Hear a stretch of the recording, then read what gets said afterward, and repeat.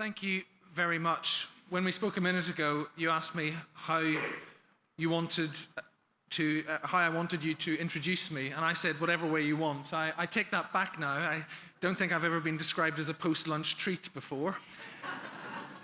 In fact, in the United Kingdom, we call this the graveyard slot, where we have to wake people up, so I shall do my best.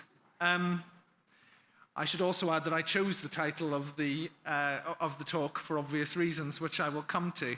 But first, it is a real pleasure to be here, and I'm honoured by the invitation. Estonia is a relatively new but increasingly important partner for the UK, not just in cybersecurity, but in all things digital. Estonia's admirable leadership of digital government is something we've been delighted to join with you in pursuing, and we are frankly in awe of your 2 decades of global leadership in the social delivery of technology.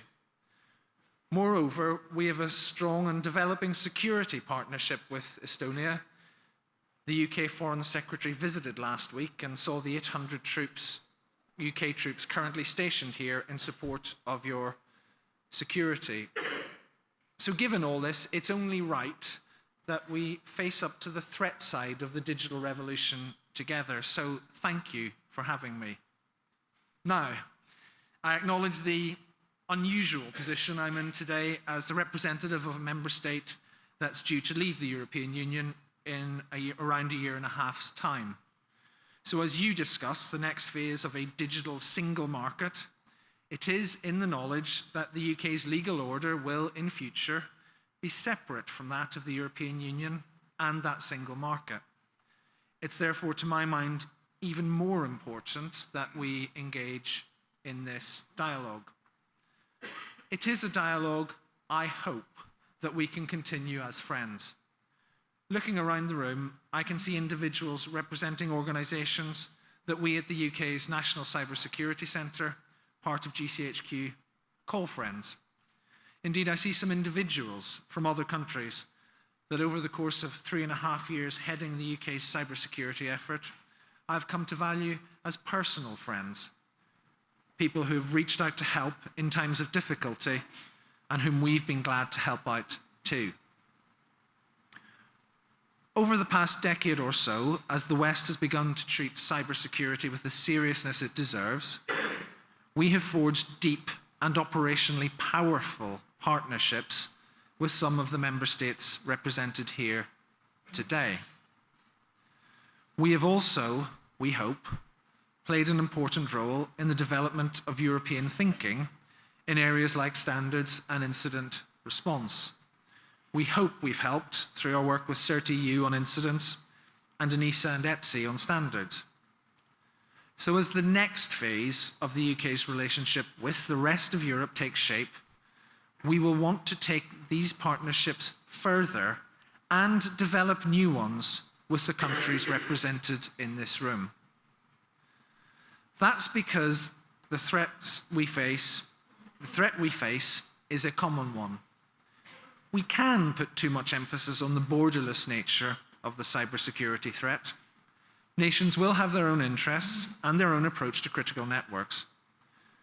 But it's beyond doubt that there is a common threat to us in the West.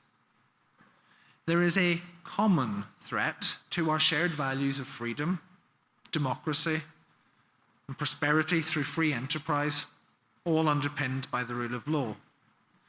And that's why the threat that comes our way in cyberspace affects us all.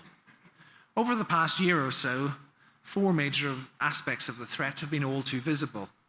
First, most importantly, the threat to our democracies from attempted outside interference in free, democratic electoral processes. Second, the threat to our critical services. In the UK, even a relatively unsophisticated attack, like the WannaCry ransomware, caused difficulties for the provision of healthcare, which, thanks to some excellent work by health service professionals, supported by us and by partners internationally and in industry, thankfully was contained. But there are even more significant threats out there. Third, the threat to our prosperity from the large-scale theft of intellectual property by other states, be that from universities, companies, or elsewhere. And fourth, the threat to our citizens from the constant, unsophisticated but prolific attacks from criminals that threaten confidence in the digital economy. This threat is constantly underplayed, but the average European citizen is much more likely to be affected by a criminal cyber attack than he or she is to be at the epicenter of one that is state-sponsored. Now, faced with these threats, I'm here today with two messages for European friends. First, our security is indivisibly linked to that of the rest of Europe, and that includes cybersecurity, where we must remain a strong and committed partner. On Tuesday, the UK government published a paper setting out what the defence and security relationship with the European Union and European nations could look like after we leave. Launching the paper, senior ministers described our support to European security as, and I quote, an unconditional commitment. A significant chunk of the paper dealt with cybersecurity. It contained 4 specific pledges, and I'm afraid I'm going to read them out in their full technocratic glory. So first, to collaborate closely through participation in the CSIRT network and cooperation group, to share relevant threat information, joint analysis, and through coordinated investigations, to improve our shared ability to prevent, detect, and attribute attacks and prosecute those responsible.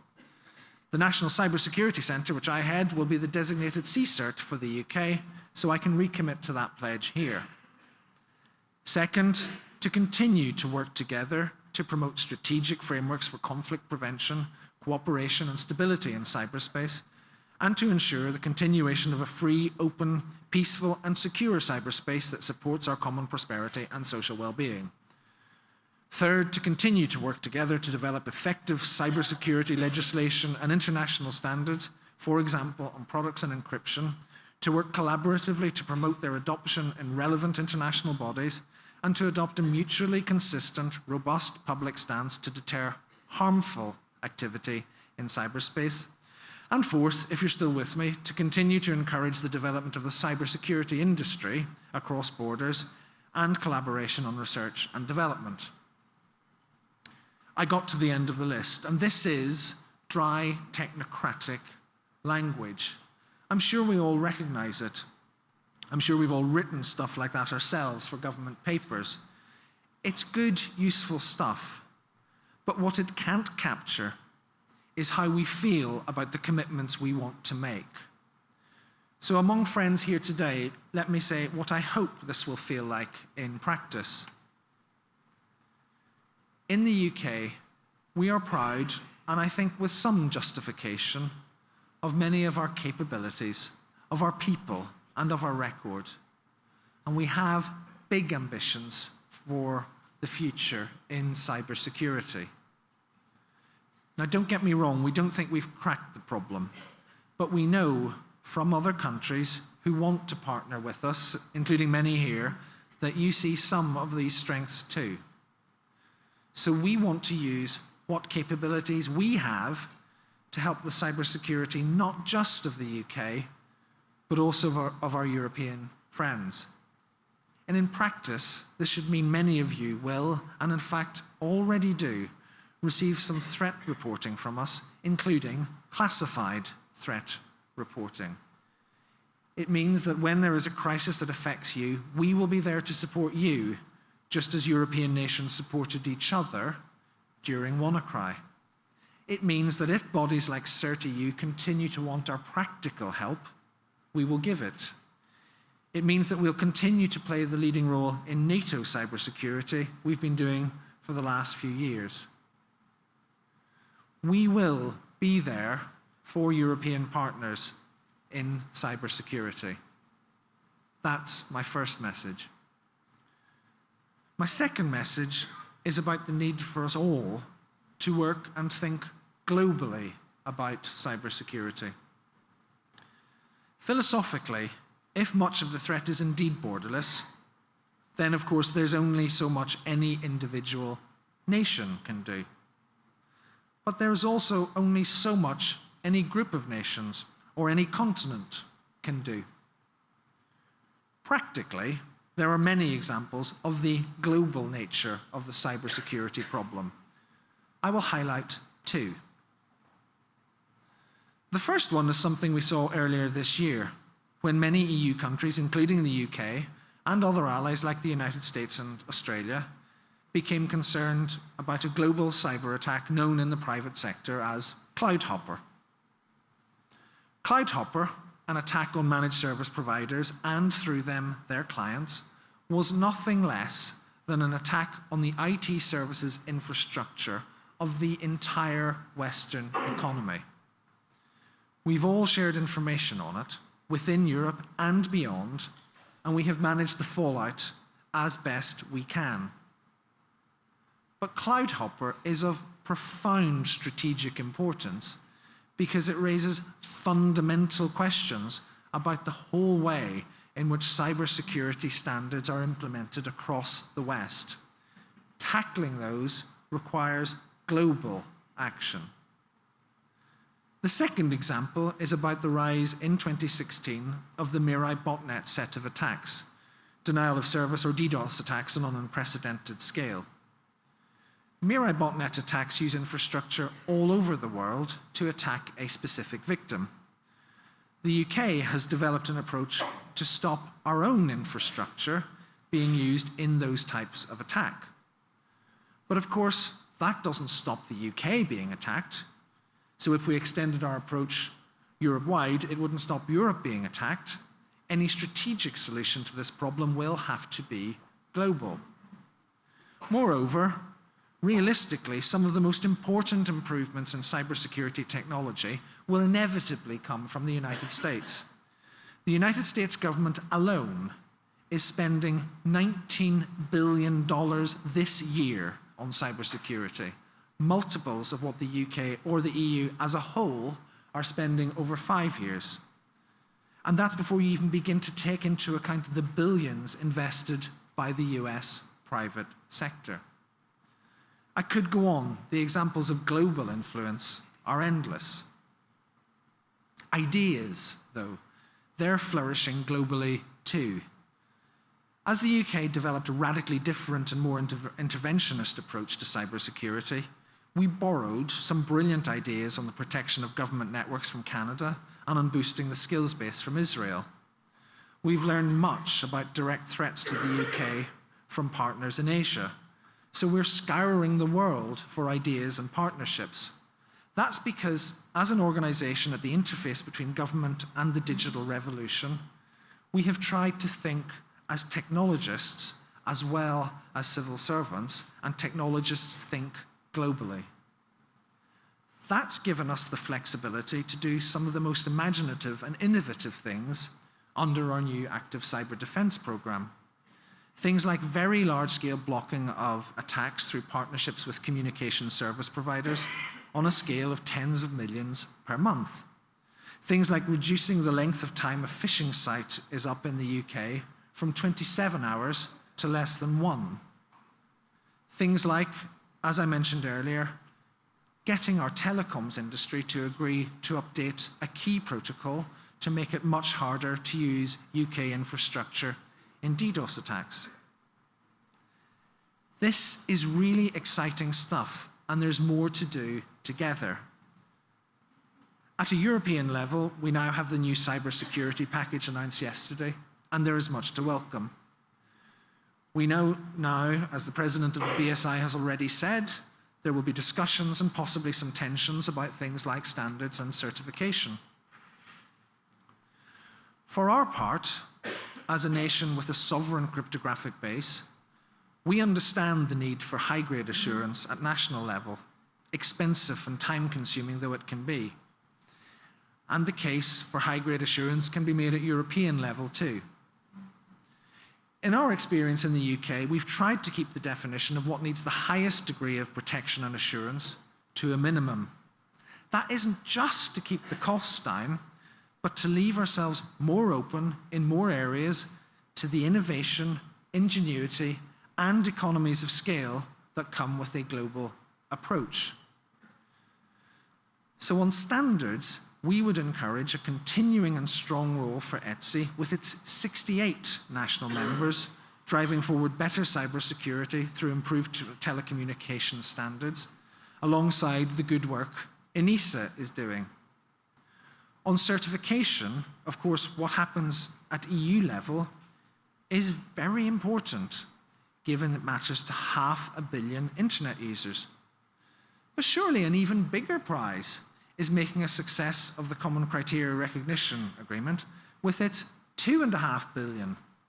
And isn't one of the biggest prizes of all finally finding a way to entice China into this global agreement?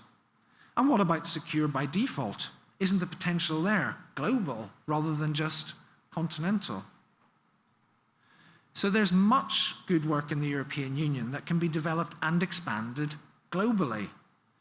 The advantages would be felt beyond Europe, of course, but they would be of enormous benefit here on our own continent too. Europe has so much to offer global cybersecurity, and together we can bring about real improvements at that global level. And we in the UK want to be partners with you as we try to achieve that goal. And we want to continue to be an unconditional, reliable, and effective partner in this new domain of threat. And so we look forward to a continuing dialogue, to continuing operational cooperation, and to continuing mutual support and friendship. Thank you.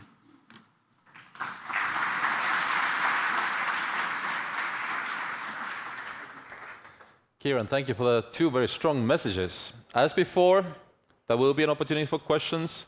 So think about one and let us know by the hand if you want to raise one. But I'll start off by one thing, actually, and the second part of your delivery and the message, the global cooperation, and you made a very strong case for that. I guess there's always the practical trick of, let's say, how to really move forward with this, given exactly the multiple forums and things that exist and sort of are ongoing anyway. So do you envision some very sort of concrete, really practical first steps that we could take on this line? I think there are two answers to that. One is it doesn't necessarily need a new formal global initiative. The internet grew up organically in a borderless and rather unplanned way. A lot of the cooperation, even within European Union member states, takes place voluntarily, multilaterally, transcending government and private sector boundaries. So we don't need necessarily to be bound by the need for a great forum. Having said all that, there is more to do to exploit the unfulfilled potential, whether that's in global recognition frameworks like CCRA or some other types of the global cooperation, where we might look at what more we need to do to bring in those emerging powers and those emerging economic powers more into a uniform, global, common cybersecurity framework. Right. So basically you're saying, in a way, the key thing is to keep talking, but also find venues for talking if they don't exist yet. And find ideas and be open to them, and be open to those sorts of spontaneous, collaborative ways of working that can achieve real impact. Right. Okay. Questions from the audience? One in the back. Any others I see? We'll start with this one. Yes, it's well known that the UK has a very strong industry in the field of cybersecurity, and you also have a very strong academia. So how will you, after the Brexit eventually happens, deal with the, say, inner market type of aspects, and how will you ensure that your industry will have, say, global footprints and so on and so forth? Will you lean towards, say, free trade agreements, or so? Do you have, or do you see that that will be in practice any difference? The exact trading relationship on issues like that is yet to be negotiated, but I think if you look at Tuesday's paper on potential security and defence relationships with the European Union post-leaving, there is a clear ambition that the industrial base will be maintained.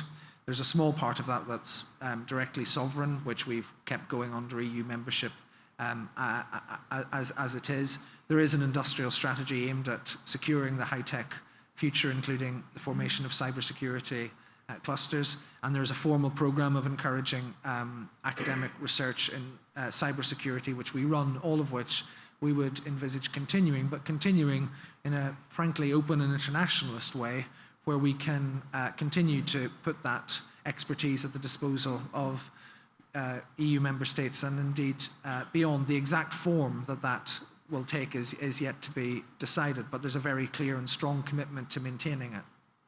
All right, Ciaran, thank you very much. That's a small gift to you as well. Thank you.